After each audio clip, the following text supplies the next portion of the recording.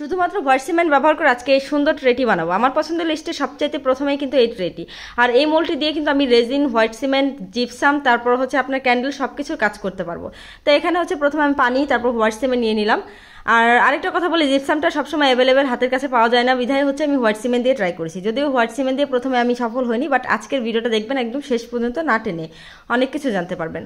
তো আমি সিমেন্টের ভিতরে একটু কালার অ্যাড করতেছি, হালকা একটু আসমানি ভাইব দেওয়ার জন্য। তো এই তো কালার মিক্সিং এর পর দেখেন আমার হচ্ছে গোলাটা কতটুকু ঘনত্ব, আপনারা এতটুকু ঘনত্ব রেখে করবেন, কারণ হোয়াইট সিমেন্টটা কিন্তু পাতলা হয়ে গেলে জমবে না, নরম হয়ে যাবে। তো আমার সিমেন্টের গোলাটা হচ্ছে আমি এখন আমার মোল্ডে দিয়ে দিলাম। মোল্ডে দেওয়ার পর আমার দেখেন একটু কম হয়েছে সিমেন্টের গোলাটা, যেহেতু আমি আন্দাজ করে দিয়েছি। তো এখন আবার ইনস্ট্যান্ট খুব তাড়াতাড়ি করে একটু পানি দিয়ে হচ্ছে আবার সিমেন্ট সুন্দরভাবে গুলিয়ে আবার দিয়ে দিব, যাতে ওটা শক্ত হওয়ার আগে এটা দিয়ে দিলে যেন একসাথে মিশে যায়। তো এই তো দেওয়ার পরে হচ্ছে এখানে দেখেন আমি ভালো করে ড্যাপ করে দিচ্ছি যাতে বাষ্পগুলো বেরিয়ে যায়। তো এই তো ওভারনাইট রেখে দেওয়ার পর দেখেন একদম শক্তপোক্ত একটা ট্রে হয়ে গেছে, শুধুমাত্র হোয়াইট সিমেন্ট দিয়ে, জিপসাম ছাড়াই। তো হোয়াইট সিমেন্ট অ্যাভেলেবেল পাওয়া যায় আপনার হার্ডওয়্যার দোকানে, যার কারণে আমি হোয়াইট সিমেন্টটা ইউজ করেছি, যাতে আমি যখন তখন কিনতে পারি, দামটাও একটু কম জিপসামের থেকে, আর এটা শক্ত হয়। তো এখানে দেখেন আমি একটু পানি দিয়ে ধুয়ে হচ্ছে রোদে দিয়ে দিচ্ছি। রোদে দিলে কিন্তু এটা অনেক শক্ত হয়ে যায়, টেকসই হয়ে যায়।